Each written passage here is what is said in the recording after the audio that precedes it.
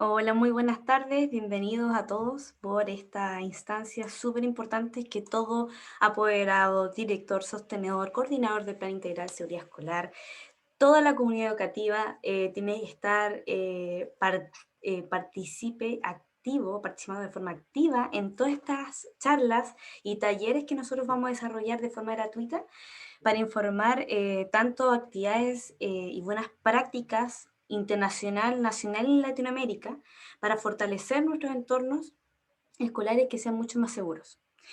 Y hoy día nos toca una temática súper importante con respecto a la guía para un retorno a clases seguro y saludable.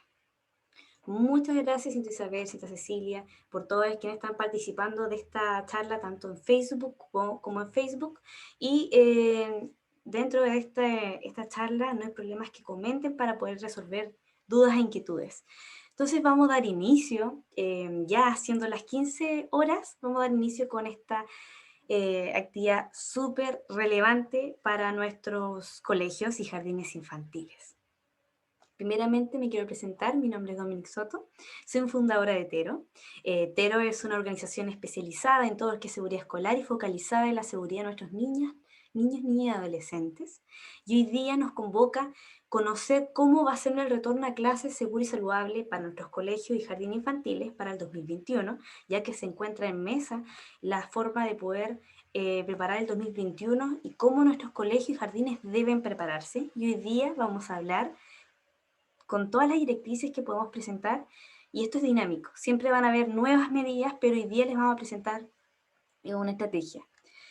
Primero que nada les presento la pauta de presentación de hoy, la pauta de presentación en la cual les vamos a presentar las lecciones de aprendizaje que existen no solamente en Latinoamérica, en nuestro país, con los liceos que ya han estado dando apertura, sino también las escuelas, jardines infantiles de Europa, del extranjero, porque más bien hay algunos países que ya iniciaron con la apertura, nos sirve como experiencia de poder consolidar esta experiencia y llevarla a la práctica para que nosotros podamos mejorar mejor nuestras medidas de salud y de seguridad.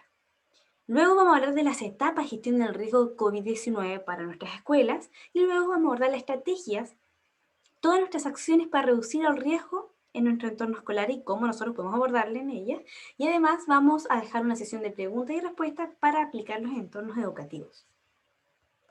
Entonces vamos de lleno con las lecciones de aprendizaje.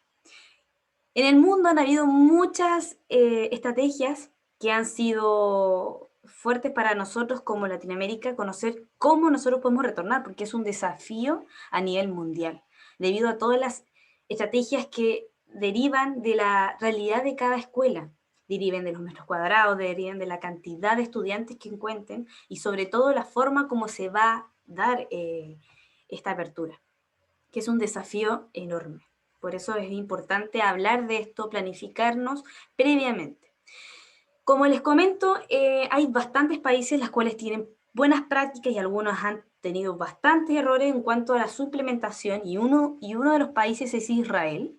Israel tuvo bastantes problemas en cuanto a la apertura ya que no se tomó a cabalidad todas las medidas sanitarias y ellos tuvieron, luego de la apertura, una semana después, una propagación bastante aumentada con sus estudiantes y además docente, equipo escolar y además la familia involucrada.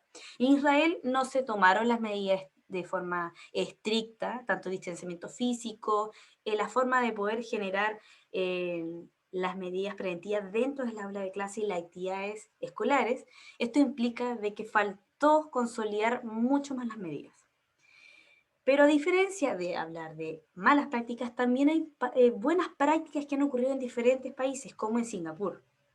Dentro de las medidas adicionales, dentro de la exigencia del Ministerio de Educación de nuestro país, en Chile, no se exige control de temperatura debido a la probabilidad de aglomeración fuera de los establecimientos, pero se considera que todos los apoderados deben como responsabilidad tomar la temperatura antes en su hogar, en su domicilio, antes de retornar al establecimiento.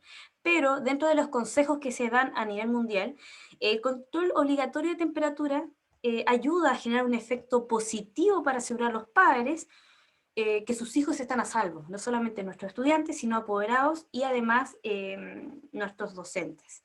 Esto indica ya que nuestros establecimientos cuentan con bastantes controles. Y los síntomas de COVID no solamente es el control de temperatura, son más síntomas, pero esto facilitó generar.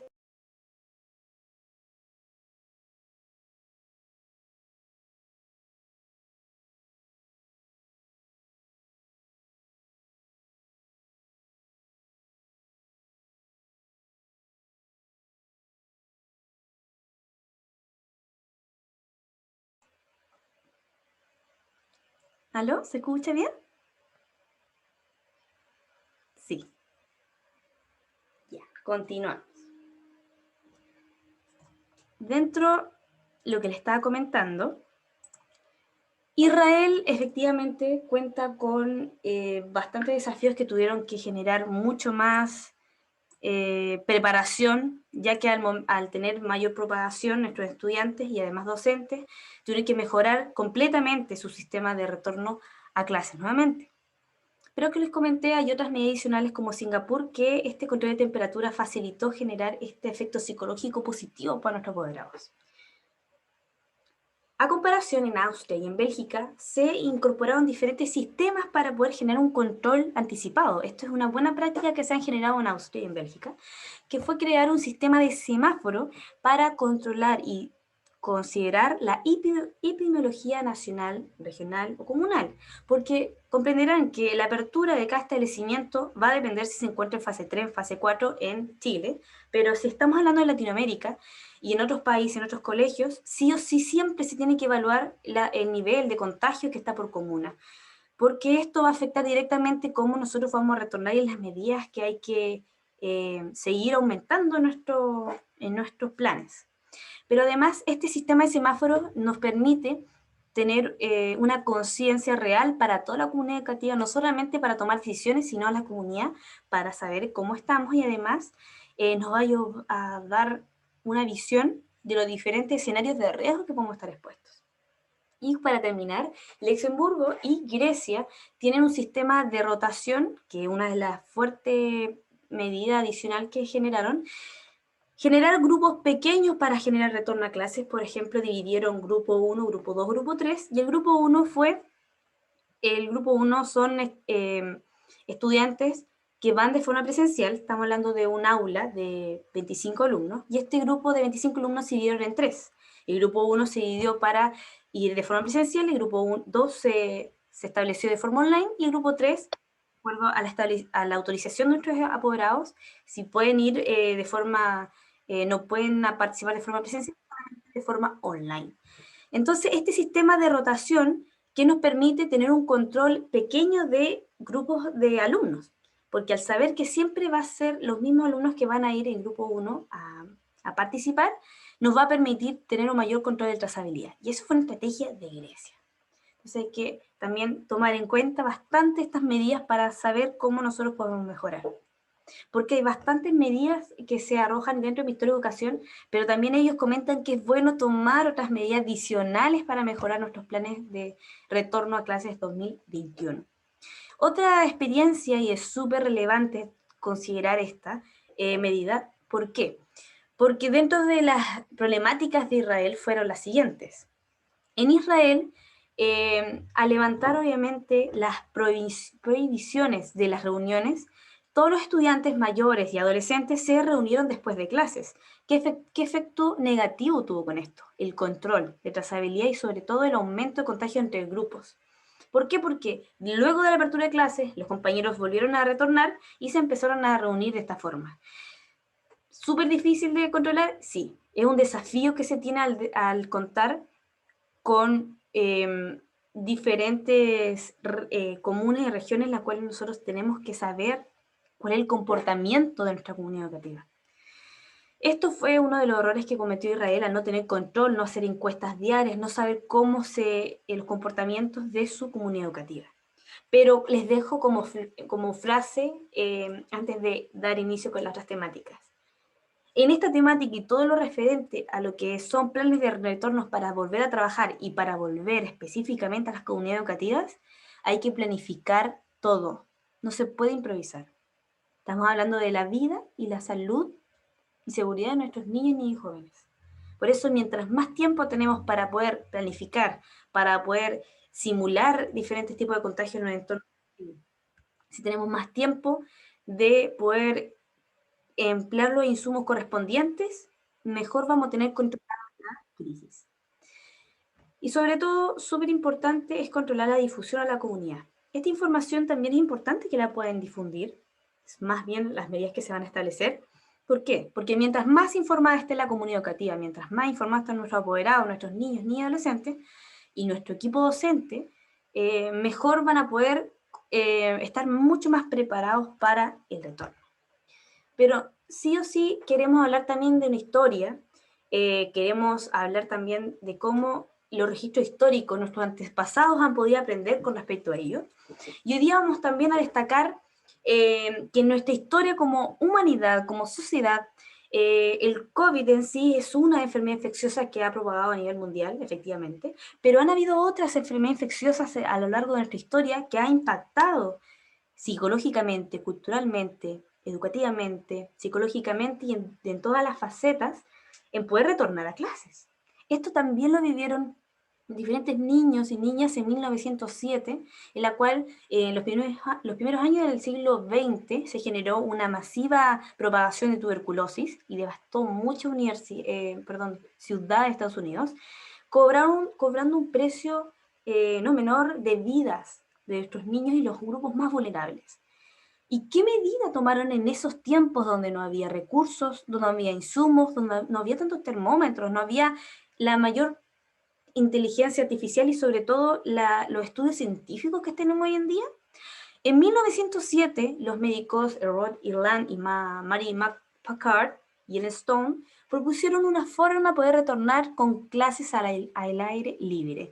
Comentaron en estudios que las clases al aire libre disminuían completamente la ilusión de la propagación del virus efectivamente en espacios cerrados y que redujo luego de esta creación se empezaron a disminuir todos los casos de contagio de tuberculosis en esa época.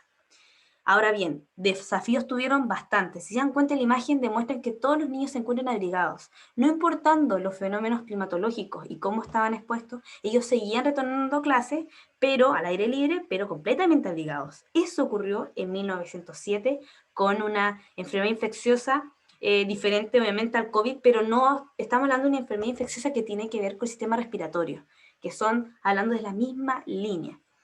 Pero es súper importante considerar nuestros antepasados cómo pudieron enfrentar.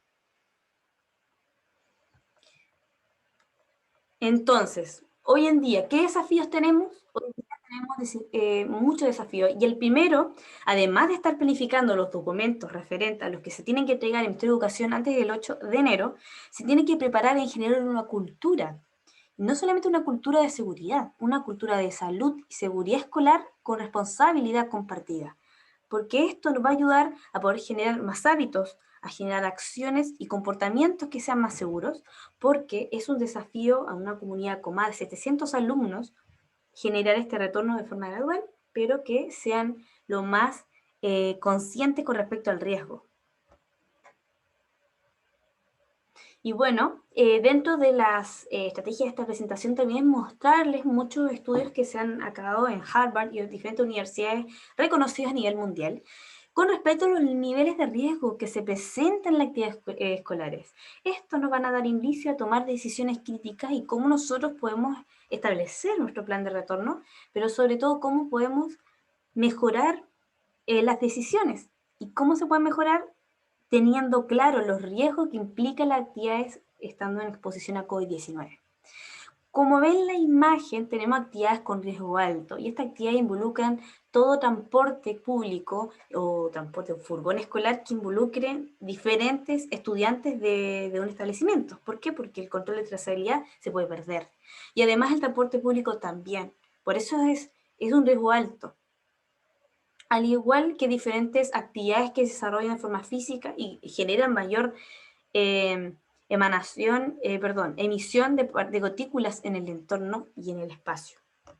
Por eso también todas las actividades que requieren contacto también son riesgosas altas, hablando de COVID-19, porque involucra obviamente el uso directo y el contacto cercano con personas. Cuando hablamos de riesgo moderado se dan cuenta los niveles que pueden reducir, por ejemplo, al compartir vehículos con otros miembros de su hogar y al comer afuera. Aquí el comer en una cafetería espacio cerrado, también es riesgo moderado, y deporte sin contacto pero dentro de un espacio. Pero cuando hablamos de riesgo bajo, estamos hablando de que sería lo ideal para poder implementar. Buenas tardes a todos los que se están ingresando. Un gusto, Dominic Soto aquí. Estamos en el momento de identificar los niveles de riesgo según las actividades escolares. Y aquí les presento que esta información va a ser enviada tanto por Facebook como para todos los participantes en este minuto, para que sean parte de nuevas iniciativas.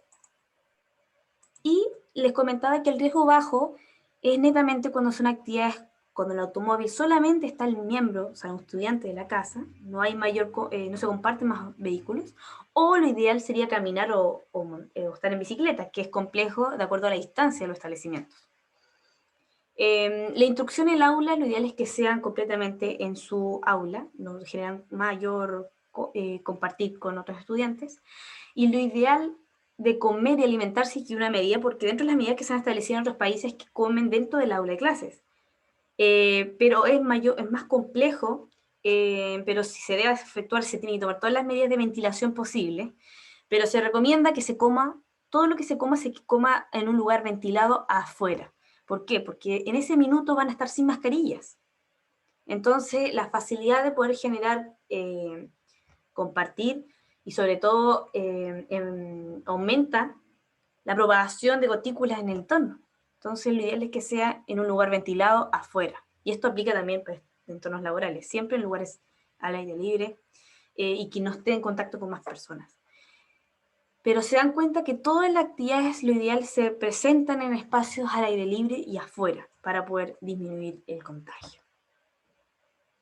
Y con respecto a las etapas de gestión del riesgo COVID-19, hoy día les quiero presentar una forma en la cual se trabaja en mucho tiempo con respecto a la gestión del riesgo, desastres y la gestión del riesgo en emergencia, porque nosotros cuando hablamos de desastre y COVID-19 y todo lo que pandemia nos ha traído, es parte de un desastre que hemos vivido a nivel nacional.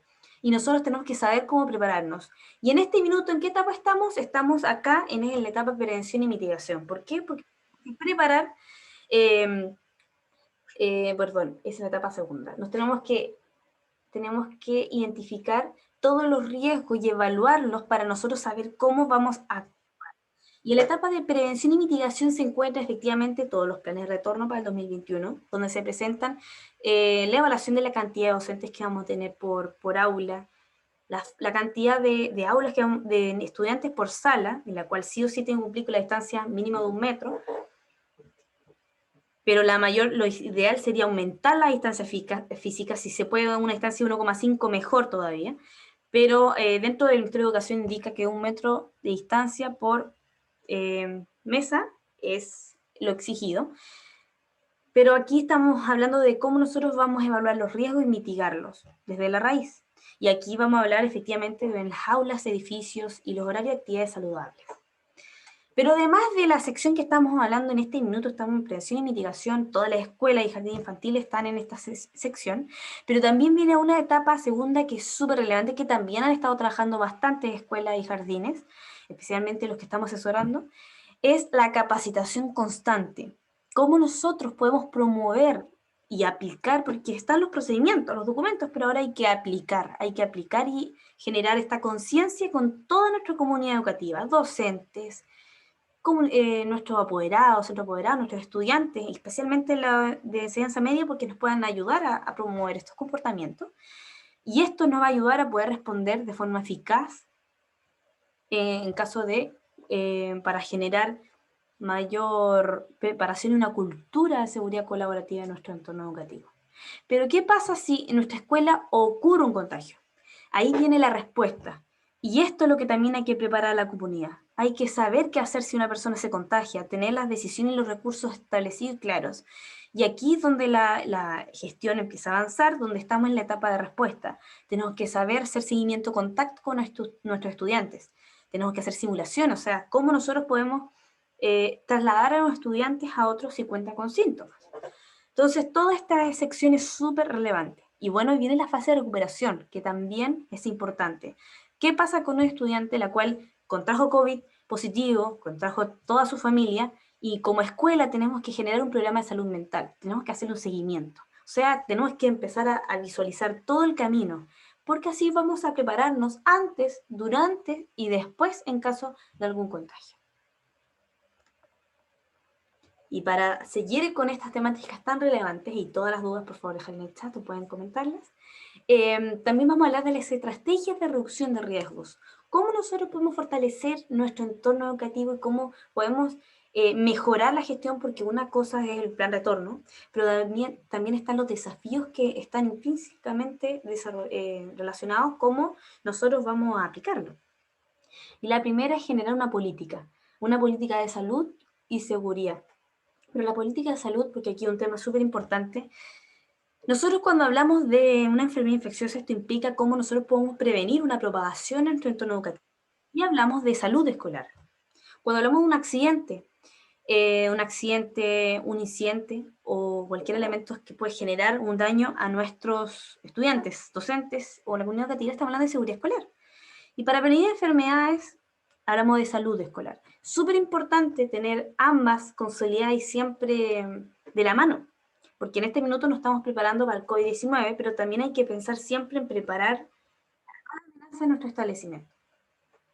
Entonces vamos a hablar de lleno con las políticas saludables, que es una responsabilidad compartida, porque si se genera un plan solo liderando los directores y sostenedores, va a ser un fracaso, porque no va a haber una responsabilidad con todos los equipos educativos, todos los docentes que están responsables por aula y todos los apoderados que tienen una visión súper importante que les voy a mostrar ahora.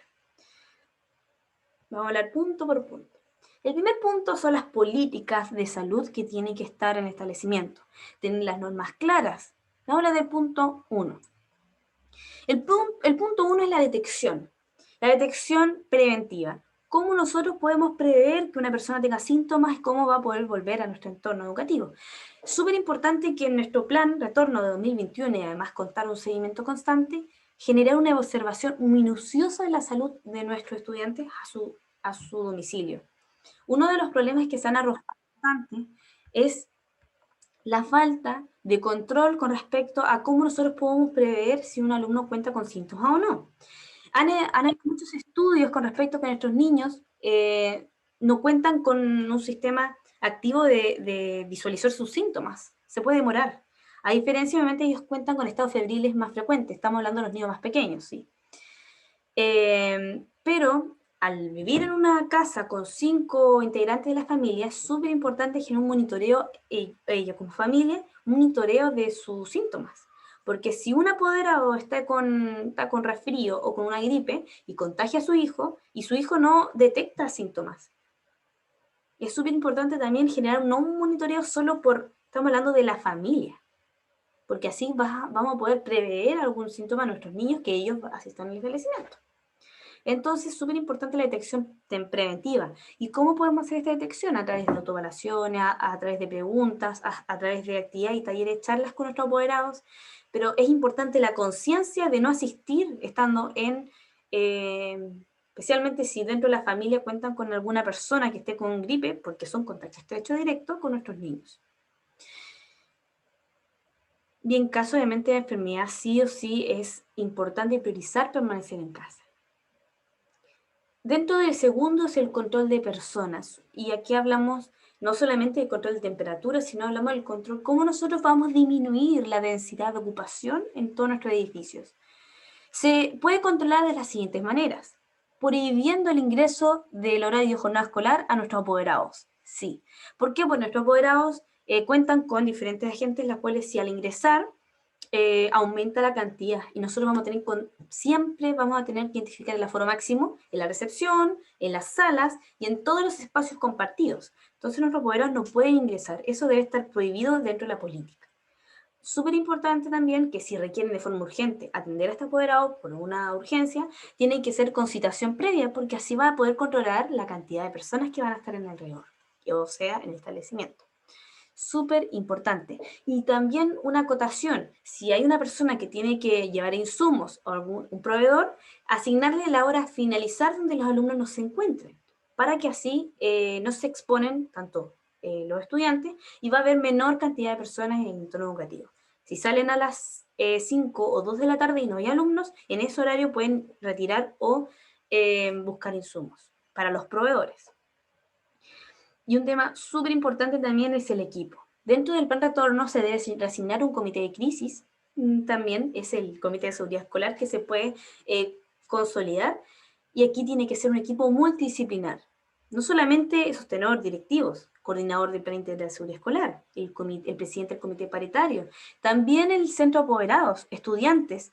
Si cuentan con enfermeras, mejor todavía, y un experto en prevención. Pero lo importante es que tengan un equipo multidisciplinar, porque todos tienen una decisión y una acotación y una mejora para poder efectuar, porque una visión son visiones diferentes. Y nos ayudan a poder tener mayor control y una mejor forma de poder consolidar la cultura. Y como último, en las políticas saludables, generar unas normas claras. Y estas normas claras podemos generarlo en todas nuestras plataformas, en la página web, en las redes sociales, establecer los protocolos de comunicación con nuestra comunidad. Y esto nos va a facilitar que todos tengan la misma información y en un lenguaje claro, preciso y que puedan entenderlo tanto niños como apoderados.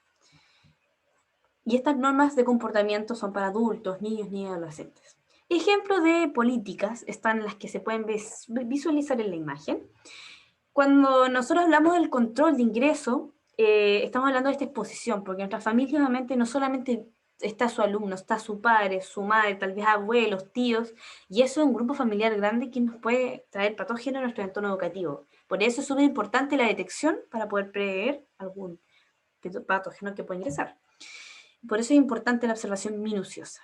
Y con respecto a políticas y normas, una de ellas es que los alumnos no deben llevar artículos personales al entorno. ¿Por qué? Porque aumentan los vectores de propagación en el entorno educativo. Si llevan estos elementos, se van a contagiar y se lo va a retraer a su hogar. ¿Cómo nosotros podemos controlar el ingreso y salida dentro del establecimiento? Se puede controlar generando señaléticas y generando no el ingreso de apoderados. Anteriormente, como se ve en la imagen en color rojo, eso era lo normal. Todas las salas de recepción se encontraban esperando los apoderados de nuestros niños, pero eso se tiene que desarrollar de forma controlada. No pueden asistir apoderados y no pueden sí o sí permanecer dentro del establecimiento. Como temática súper importante, hay muchos recursos e insumos que deben disponer el establecimiento, que en este minuto es donde están haciendo los levantamientos previos para contar con ellos, pero en los lugares estratégicos deben contar con material, no solamente las salidas de las aulas que deben tener con alcohol gel y basureros con pedal, sí o sí en cada sala, debe contar con bolsa plástica cada basurero, pero en cada zona de acceso deben contar con estos recursos e insumos dentro del ingreso. Como les comenté, citación previa para los apoderados y siempre establecer las entradas y salidas. Si se dan cuenta en la imagen, flechas de entrada y salida si cuentan. Lo ideal es que eso sea lo más idóneo, más aún si van a tener mayor masa en aglomeración dentro del establecimiento. Y hay que establecer, igual que los malls en los centros, este sistema de traslado y flujos de entrada y salida. Y un consejo o mejora es relevante portar con una credencial identificatoria por alumno. ¿De qué nos va a servir? Para seguir un control de trazabilidad para nuestros alumnos y sobre todo de identificación para nuestros estudiantes, como mejora, si se puede añadir. Entonces aquí se visualiza un entorno educativo y cuentan con bastantes desafíos por detrás. Aquí vamos a hacer una breve pausa si aquí en este minuto tiene alguna consulta, una duda.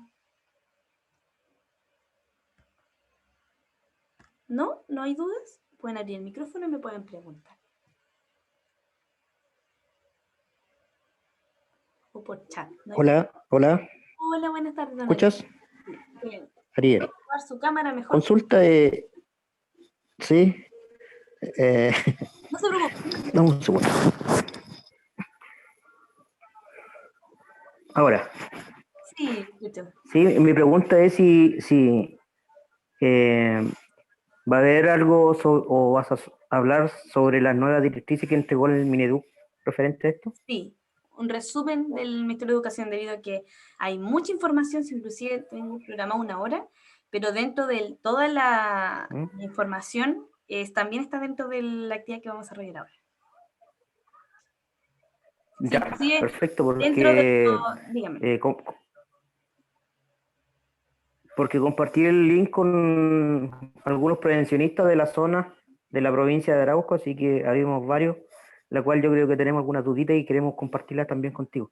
Igual Ya, estuvimos ayer en una capacitación y aparecieron estas, para ver casi compartimos un poco de información, ya no hay problema. ¿vale? Sí, excelente. Muchas gracias. Entonces, continuando, y sí o sí hay un espacio de complemento, de ayuda con respecto a las medidas, no hay problema. Acá también vamos a hablar de los horarios saludables, en donde nosotros tenemos que establecer y mejorar, especialmente las actividades escolares. Una de ellas, y es la más importante, es reevaluar las normas de cómo se van a establecer las aulas. Se dan cuenta que dentro del Ministerio de Educación se exige un metro de distancia mínimo que deben establecer en cada aula de clases. Esa es la norma. Pero sí o sí se tiene que reducir el tamaño, porque lo ideal es que se cumpla esta distancia de 1 metro, y esto implica no solamente la silla, sino toda la mesa y la silla del alumno. De ahí la mesa se tiene que medir hacia la mesa del compañero, no de la silla, sino de la mesa. Y además un tema súper importante es la reevaluación de los medios de transporte. Y aquí hay un protocolo que cuenta el transporte escolar del Ministerio de Educación, pero es súper importante consolidar cómo nosotros vamos a utilizar el medio de transporte. El medio de transporte cuenta con una bitácora, de la cual se tiene que generar una trazabilidad con los alumnos que van a estar dentro, pero además debe contar con un horario de ingreso más flexible debido al traslado y sobre todo cómo deben viajar. Se aconseja a nivel internacional que la primera línea de transporte no esté utilizada, porque dentro del Mineduc se exige que puedan estar zigzag. Pero ¿por qué la primera línea? Debido al exceso y el ingreso dentro del furgón escolar. Entonces es súper importante también aumentar la ventilación constante del furgón, y ahí también le voy a detallar cómo nosotros podemos mejorar la ventilación, porque la ventilación no es solamente abrir la ventana, tiene un flujo y un sistema en el cual hay que hacerlo de diferentes formas, tanto de las aulas de clase o diferentes sistemas. Hay que fomentar el uso de bicicleta o caminar, que sería lo ideal, pero todo depende de la realidad del establecimiento. Se aconseja que el espacio de almuerzo no se elabore obviamente el establecimiento, o sea, sí o sí no se efectúe, pero hay otros espacios, especialmente los grupos vulnerables y las municipalidades cuentan con liceos que tienen que entregar el almuerzo por las 9, y estos espacios tienen que estar establecidos no solamente por las normas higiénicas establecidas por ley, sino también contar con horarios escalonados o el horario de almuerzo. Contar con más de 4 horarios en los cuales nuestros alumnos pueden estar en espacios con ventilación continua y permanente. Y dentro de las normas claras es con no compartir los alimentos, que es parte de los desafíos que tenemos dentro de nuestra comunidad educativa. Y además, como última sección, y lo que voy a mostrar en un ejemplo, es cómo nosotros podemos escalonar los horarios de ingreso y más por la cantidad de estudiantes. Y es sobre todo cómo nosotros podemos establecer diferencias de 10 o media hora de diferencia por curso, o 15 minutos por curso para generar estos horarios de especial recreo. Y sobre todo delimitar bien los espacios. Aquí yo les menciono un desafío, un estudio que se desarrolló en Santiago con respecto a la movilidad que vamos a tener con nuestros docentes y nuestros estudiantes. Esto se efectuó obviamente en Santiago, pero nosotros podemos aplicar este mismo sistema en cada región. Lo que pasa es que cada comunidad educativa cuenta con alumnos que son de diferentes partes. Esto implica que sí o sí tenemos que saber dónde residen nuestros estudiantes, porque cada realidad es diferente. Y la forma de movilización también. Entonces es bueno tomarlo dentro de las decisiones del comité. Y aquí les muestro un ejemplo de cómo se podría hacer horarios saludables que se explicó también al inicio, que es establecer en nuestro, vamos a hacer un ejemplo. Un curso cuenta con 45, 30 alumnos, que vamos a hablar de un tope de 45, y este curso hay que dividirlo. Y esta es la estrategia de gradualidad que se señala en el Ministerio de Educación. Este es un ejemplo que se ha aplicado en otros colegios. Lo ideal es que nuestras escuelas reduzcan completamente el curso debido a la capacidad de metros cuadrados, porque uno de los desafíos efectivamente son los metros cuadrados. Pero ¿cómo lo podemos hacer? Con esto. Nuestro curso tenemos que dividirlo por grupos. Va a haber una semana que el grupo de 15 estudiantes o menos van a estar de forma presencial y la otra semana van a estar grupo 2 que van a estar de forma presencial. ¿Y ellos dónde? El grupo 2, ¿dónde va a estar? La semana 2 va a estar de forma online. ¿Qué facilita esto? Que nuestros cursos se van a dividir en dos porque van a seguir con la forma online. ¿Por qué? Porque no hay espacios que no cuenten con la capacidad de salas y además los metros cuadrados. Entonces, ¿qué hay que hacer? Seguir con la formato online, pero de forma parcializada. Y el grupo 3, como les comenté al inicio, este grupo es focalizado en cómo nosotros podemos, porque los apoderados van a ver centros de apoderados que no van a querer asistir por la exposición a sus hijos, pero esa atención va a seguir. Ellos pueden asistir de forma online siempre, pero es importante consolidar e informar esto. Pero además, el grupo, si se dan cuenta, el lunes se da color rojo. ¿Y esto qué significa? Que es obligatorio para toda la comunidad educativa estar los lunes en color rojo con actividades como educación física, música, porque esas actividades son las críticas debido a las actividades que esto involucra. Entonces, como ejemplo, les estoy mostrando, los lunes van a ser actividades de forma activa, que son más riesgosas, de forma online, y obviamente se siguen en la semana los turnos pertinentes. Y estamos hablando de un curso. Por eso es importante también coordinar de acuerdo a la realidad de cada establecimiento. Pero eso sería dentro de las estrategias que se pueden existir, porque sí o sí van a haber desafíos del acuerdo al metro cuadrado, porque hay salas a nivel nacional que no cuentan con los metros cuadrados, por eso se reduce la cantidad de niños por establecimiento. Aquí también vamos a dar un ejemplo cómo nosotros podemos implementar nuestros pasillos y escaleras. Y una de ellas es no solamente en los recreos hacer una diferencia de 5 a 10 minutos, sino también hay que consolidar la forma como nosotros vamos a difundir. La comunicación de riesgo que hay que estar fortaleciendo, la programación de clases que hay que generar, o sea, sí o sí desfasado, pero lo ideal es que tengan un sistema diferente. ¿Cómo nosotros vamos a poder controlar y tener desinfección en nuestro espacio? Y siempre tiene que estar en lugar estratégico, no solo en el aula de clase, sino en los pasillos también. Y aquí vamos a hablar después más adelante la ventilación. Lo ideal es que siempre establecemos con ventilación natural, pero si en algún caso es posible tener ventilación mecánica, mejor todavía. Y ahí obviamente se indican los espacios que se requieren generar mucho mayor desinfección en los espacios. Vamos ahora con las actividades saludables. Aquí les comenté que las actividades saludables, bueno, están dentro de la actividad de educación física, actividad al aire libre, y obviamente estas son con mayor riesgo debido a que son de mayor contacto. Por eso se aconseja que tal vez actividades se generen de forma online, especialmente en este proceso de gradualidad.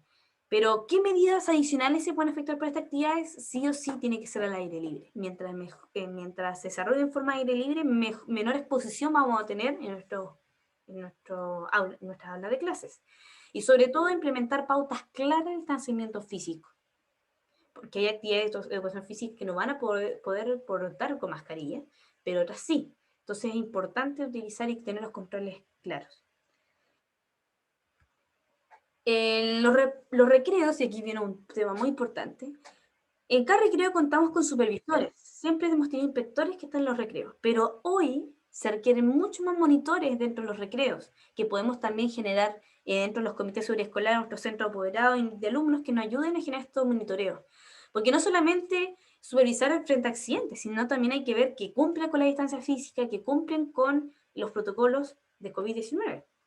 Eso implica que intensificar la supervisión en los recreos. Esto es una forma de decisión para evaluar las actividades deportivas. Nosotros contamos con actividades con riesgos más altos y riesgos más bajos. Dentro de las actividades con más riesgo, se visualizan todas que tienen actividades en contacto estrecho, con grupos grandes. Son las actividades que obviamente con más riesgo. Pero ¿cómo podemos disminuir? Si se dan cuenta, todas las actividades al aire libre obviamente son que tienen menor riesgo. aunque sea con contacto estrecho y distanciamiento físico. Pero el riesgo bajo obviamente va disminuyendo de acuerdo al grupo pequeño y que sea al aire libre. Esto obviamente, esta presentación va a ser compartida para que puedan facilitar y difundir en su comunidad. No hay problema. Con respecto a la estrategia de reducción de riesgo, nosotros contamos bastantes. Y una de ellas, como se visualizan acá, cómo nosotros podemos implementar medidas en los recreos y sobre todo en los gimnasios. Aquí son ejemplos y estudios de diferentes universidades en las cuales hemos podido llegar a difundir esta información. Y aquí en los patios de recreo se visualizan cómo dentro de los columpios y espacios tienen que ser sanitizados constantemente y sobre todo mantener la distancia física. Y además contar con espacios de desinfección de manos. Y súper importante consolidar. Sí, se va a don Juan, se va a reenviar la presentación, no se preocupe. Entonces, consolidando, se indican aquí los puntos para generar monitoreo de desinfección en los espacios. Y acá vamos a hablar de las aulas, un tema no menor y súper importante. Y aquí voy a recalcar con respecto al lavado frecuente de manos. Siempre, y todos saben que se prioriza el lavado de manos con jabón líquido. El dispensador, el alcohol gel nos va a facilitar, obviamente, al no contar con jabón líquido de forma inmediata, pero no hay que utilizar de forma constante el alcohol gel debido a que nos puede generar dermatitis si uno utiliza demasiado constante. Por eso es preferible el jabón líquido. Ahora bien, ¿cuándo uno tiene que lavarse las manos? Siempre, antes y después de salir. Y eso hay que generar una conciencia en nuestros estudiantes, siendo que ellos no han salido de fuera de sus casas, han estado estudiando de forma online y van a estar de a poco. Se aconseja, que eso es el punto inicial que se me fue y es importante destacar, que el primer día de retorno a clase sea para enseñar cómo se va a efectuar este retorno. El primer día de clase tiene que ser enseñando, educando, mostrando ejemplos cómo se va a efectuar. El primer día tiene que ser de reforzamiento, porque si no se hace ese sistema, ellos van a seguir cumpliendo como se hacía anteriormente. Entonces lo ideal es que al momento de iniciar con el primer día, sea explicando las medidas, cómo se va a efectuar el proceso de retorno de forma gradual y diferente.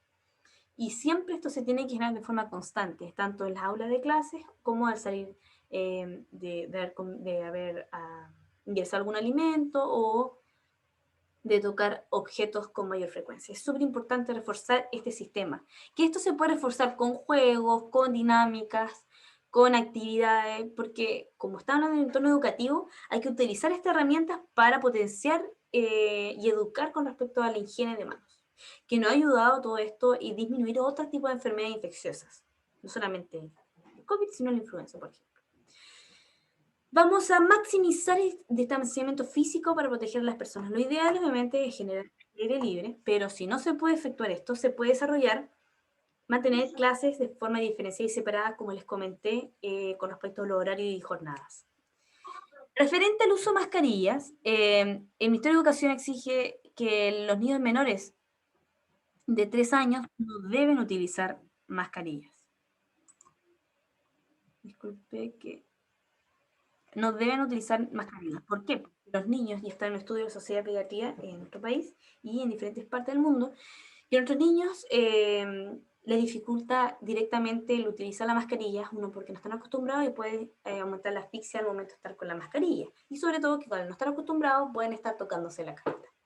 Pero un tema también importante que no solamente nuestros niños menores de 3 años, sino nuestros niños con discapacidad. Las personas con discapacidad es más complejo utilizar, especialmente también a alumnos que cuentan con nivel de autismo, porque nosotros asesoramos escuelas especiales, y las escuelas especiales tienen un mayor desafío en adelante, no digo que otros colegios no, pero obviamente ellos no pueden utilizar mascarilla debido a la dificultad no motriz, si cuentan con diferentes desafíos en cuanto al poder adaptarse y usar la mascarilla. Les es más complejo poder utilizar la mascarilla. Y con respecto a las medidas adicionales, siempre, y va a ser de forma permanente, nuestros docentes tienen que usar careta facial, careta protectora, que ese es sinónimo, y mascarillas para poder utilizarlas durante las clases cuando nuestros niños están sin mascarillas, especialmente los más pequeños.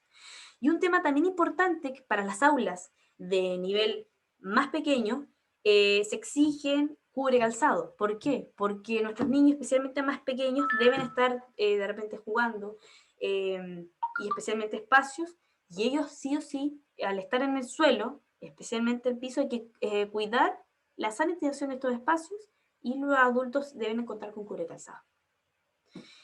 Y acá con respecto a la desinfección, que también se va a hablar de, un poquito más adelante, es con respecto a cómo nosotros podemos detectar los espacios adecuados para poder desinfectar los objetos y los elementos compartidos.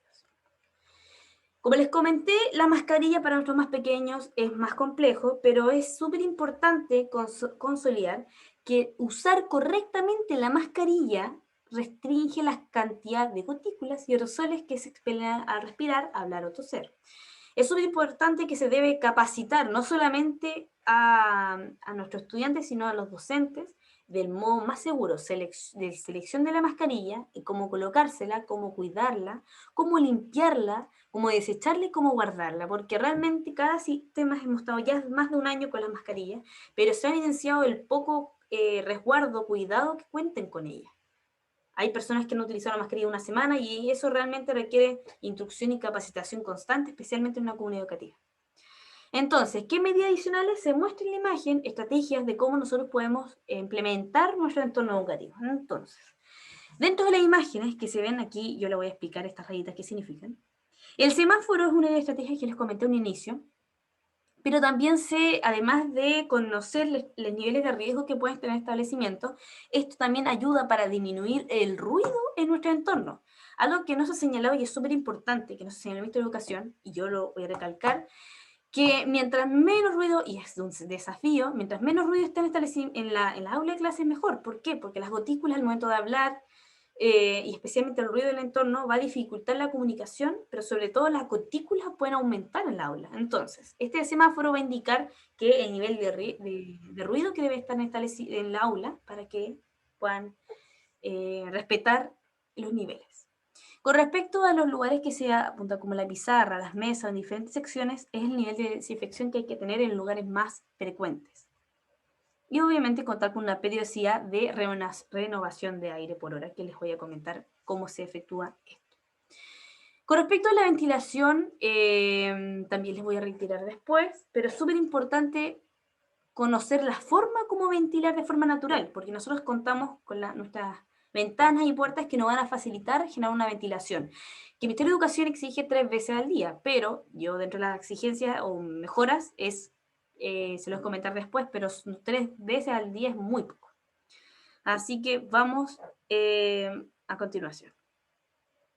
Dentro de estrategias, como les comenté, es contar con otros espacios de la escuela, como gimnasio, biblioteca, laboratorios, pero hay que implementarlas y evaluar los riesgos de estas aulas que implica. Y además hay que eliminar todo elemento que no sea fácil de lavar, porque hay algún desafío que existe, que hay muchos documentos pegados de la sala de clases y hay muchos elementos que no son utilizados. Y esto, al tener menos muebles, que es un tema súper importante, puede aumentar el flujo de aire en la sala de clase.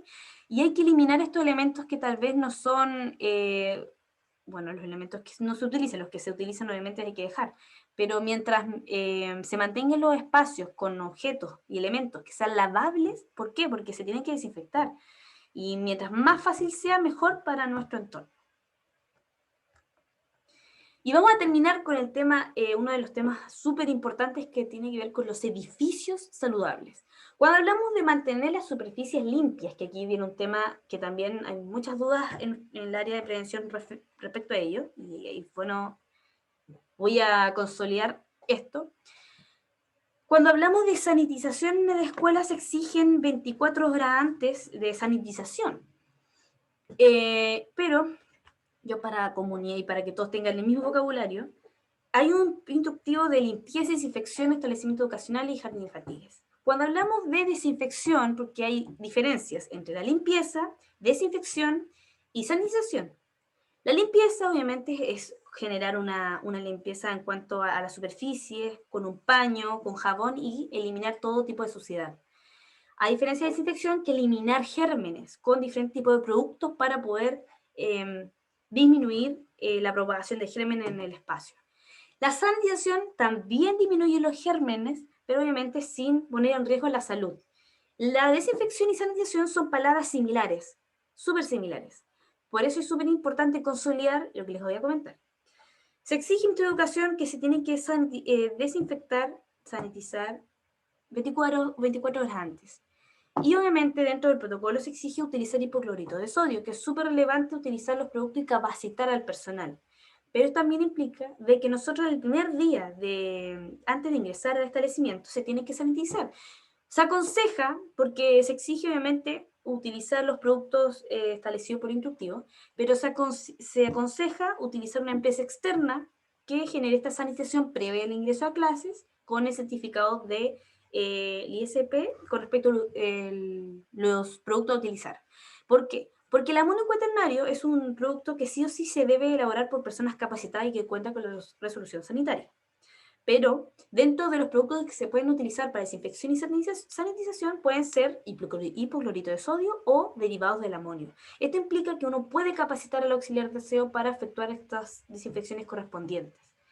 Entonces, como consejo y para generar un fortalecimiento de las medidas de limpieza y desinfección en nuestro entorno educativo, es contratar una empresa externa previa a la apertura de la comunidad educativa, pero en caso de algún contagio confirmado dentro del entorno, es contar con una empresa especializada externa que genere este servicio, para obviamente contar con una empresa externa para no exponer a nuestros auxiliares al momento de generar algún eventual contagio. Eso es una de las mejoras que se puede establecer, pero es dentro de los protocolos establecidos por el Ministerio de Educación. Es súper importante capacitar de forma permanente a nuestros auxiliares de aseo y a toda la comunidad referente a la aplicación de estos productos, que es netamente hipoclorito de sodio en el caso que aplique, pero si son amonio cuaternarios, son elementos sí o sí con personal externo especializado. Súper importante y uno de los desafíos también que se tienen es el control y seguimiento de los insumos, debido a que el hipoclorito de sodio, depende de la cantidad de aulas, 1 litro es insuficiente de acuerdo a la capacidad. Entonces hay desinfectantes y productos que se tienen que estar monitoreadamente haciendo seguimiento por las compras previas que hay que efectuar. Bueno, y además, súper importante hacer hincapié a algo que no se generó bastante fortaleza, es la higiene de los baños, debido a que hay un estudio que los baños también son vectores en cuanto a si existen personas con síntomas. Los baños se tienen que sanitizar constantemente y tener las tapas de los baños abajo para, obviamente, evitar la propagación de gérmenes. Así que es importante también mantener limpieza los baños. Y aquí vamos a hablar también en la próxima diapo de la ventilación, que ahí les voy a explicar con respecto a la renovación de aire que se requiere. Y con respecto a la infraestructura, es súper importante también priorizar infraestructura sin contacto. Si es ideal, sería tener sensores en la cual las personas no toquen con la mano al secarse las manos, al lavarse las manos, no tener contacto con la llave. Pero si no se puede efectuar esto, hay que utilizar barreras físicas o más bien educar a la comunidad para que ellos utilicen el codo para utilizar diferentes elementos, abrir puertas. ¿Por qué? Porque eso evita el contacto frecuente con nuestras manos. Entonces, con respecto a las medidas para los baños, obviamente todo lo que es aire, eso ya no facilita el aire secado porque genera mayor propagación de gérmenes, así que no es considerable. En los baños se tiene que generar distanciamiento físico afuera de los baños para promover el distanciamiento físico acá, como ven en la imagen, y sobre todo generar, si es factible, tener panel acrílico para dividir los espacios donde se van a generar lavado de manos. Aquí se muestra cómo se generan los periodos de tiempo y frecuencia de limpieza y desinfección. Súper importante que además de la frecuencia de limpieza es cuándo hay que hacerlo también. Por la mañana, antes de la llegada de los estudiantes y del personal educativo, entre las clases, superficie, objetos compartidos, antes y después de las comidas, antes que los estudiantes regresen del receso del recreo y una vez que retiren los estudiantes al terminar la jornada. Estos son los momentos que hay que estar continuamente, y esto es aconsejable. Ahora bien, las frecuencias se indican obviamente de limpieza de acuerdo al Ministerio de Educación, diaria, las mesas, sillas, salas y espacios comunes, y múltiples veces en el día con respecto a los espacios más frecuentes a utilizar. Entonces aquí vamos con un tema que es bien extenso, pero se resumió en esta presentación porque ya estamos a minutos de poder terminar y vamos a la sección de preguntas y vamos a la sección de ventilación. La ventilación es una temática que nos ha ayudado a darnos cuenta que es una herramienta eficiente para poder reducir el contagio dentro de espacios cerrados. Y aquí se indica un estudio que se elaboró cuando cuentan con extractor y ventilación. En el primer caso, por ejemplo, se indica un espacio obviamente con el instructor, en este caso nuestros docentes están haciendo clase con diferentes alumnos en toda la sala, y hay alumnos que se encuentran delante y alumnos que se encuentran atrás. Se dan cuenta, la exposición, este color rojo indica la propagación en cuanto al generar, al hablar y la propagación que genera en nuestras aulas cerradas. Pero además, aquí hay un extractor al lado, aquí al frente del profesor, se encuentra un extractor. Y este extractor va a facilitar extraer la propagación de nuestro docente y esto disminuye directamente. O sea, esta es la mejora más ideal para disminuir. ¿Por qué? Porque porque en este caso no cuenta con mascarilla de la imagen. Pero no importando la mascarilla, es importante reducir drásticamente desde el origen, de la fuente de origen. Y aquí vienen muchos consejos importantes. Primero, el riesgo de contagio en ambientes interiores siempre va a ser superior al riesgo en el exterior. Pero en el ambiente interiores, las partículas en suspensión, también llamadas aerosoles, susceptibles a contener el virus, se pueden acumular. Entonces, la exposición a este puede resultar con mayor propagación. ¿Cómo nosotros podemos reducir el riesgo? Se puede reducir de la siguiente forma, de acuerdo a reducir la emisión y la exposición. Para reducir la emisión se puede reducir mediante disminuir el número de estudiantes por sala, que eso es vital. Si cuentan con 45 alumnos y se hacen de forma online, se disminuye drásticamente por lo menos 15 o 10 alumnos por sala. Si se puede menos, mejor. Silencio, que es lo más importante, mientras menos ruido exista, mejor para poder generar la sala y menor propagación y emisión. Genera una actividad física relajada dentro del aula cerrada. Y la exposición es reducir el tiempo de exposición, aumentar la distancia física y la ventilación va a aumentar, eliminar la concentración del virus. Por eso es muy importante la de la ventilación, porque la ventilación elimina la concentración. Entonces, ¿cómo nosotros podemos generar esta renovación? La ventilación, sí o sí, dentro de la cantidad de niños, niños y niñas que pueden estar dentro del espacio, menores. Por ejemplo, aquí vamos a hacer un ejemplo de niños de 5 8 años y de 25 estudiantes en una sala. Lo ideal es que la renovación de aire sea mayor. Se dan cuenta, renovaciones por hora de aire, se indica que 3 es muy bajo. Por eso indico que tiene que ser mucho más renovaciones por aire. No 3 veces al día, sino tienen que ser renovaciones de aire por hora. Lo ideal son 6 renovaciones de aire por hora, que es una clasificación que se genera en las ventilaciones en espacios cerrados, especialmente en escuelas. Entonces, ¿y cómo nosotros podemos hacer la renovación? Se aconseja de esta forma. Hay ventilaciones de forma cruzada y de forma con la ventana abierta y puertas cerradas. Se indica que lo ideal es, si uno abre la puerta a esta sección, lo ideal es mantener la puerta abierta. Esto va a ayudar a generar un flujo de aire más concentrado y mucho más fácil de poder disminuir la concentración del virus en la aula. Al igual que esta sección de al lado. Estas son las más prácticas para poder aumentar el flujo de aire. Entonces, como resumen con respecto a la ventilación, súper importante preferir siempre el exterior, disminuir el volumen, mantener en silencio y utilizar de forma permanente mascarilla ajustada, en el caso obviamente mayores de niños de 3 años y que no cuentan con situación de discapacidad. Súper importante, mientras menos estudiantes mejor, y hay que aumentar siempre distancias físicas. Si ustedes cuentan con espacios mayores, aumentar en vez de 1 metro, 1,5. Mientras más distancias, mejor. Reducir el tiempo de exposición, también consejo. Si la clase duraba 45 o 2 horas, disminuir a media hora. Mientras menos tiempo, mejor. Hay que purificar el aire si se puede purificar, ventilar de forma natural y, bueno, aquí hay un tema con respecto al dióxido de carbono, que es un indicador que nos ayuda a poder saber cuánto porque nosotros como seres humanos inhalamos oxígeno, pero exhalamos dióxido de carbono. Y esto nos puede ayudar como indicador cuánto tenemos por sala, pero eso ya son indicadores mayores. Espero que les haya gustado esta guía para un retorno a clase seguro, este minuto hora estación de preguntas, y voy a dejar a ustedes para que nos digan sus consultas. Muchas gracias por participar en este momento y aquí llegó la estación de preguntas que estamos a disposición para poder responder. Tenemos unos minutitos y estamos en su... Le vamos a enviar esta presentación, inclusive yo se la dejé por chat para que puedan ser partícipes. Yo se los dejé ahora, no sé si escuchan. Le voy a compartir por chat la presentación, si lo pueden ver. Si tienen alguna otra consulta, pueden abrir los micrófonos, la cámara.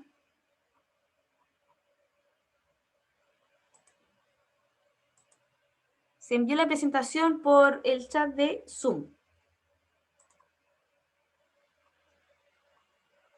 ¿No tienen alguna otra consulta? Estamos a su disposición.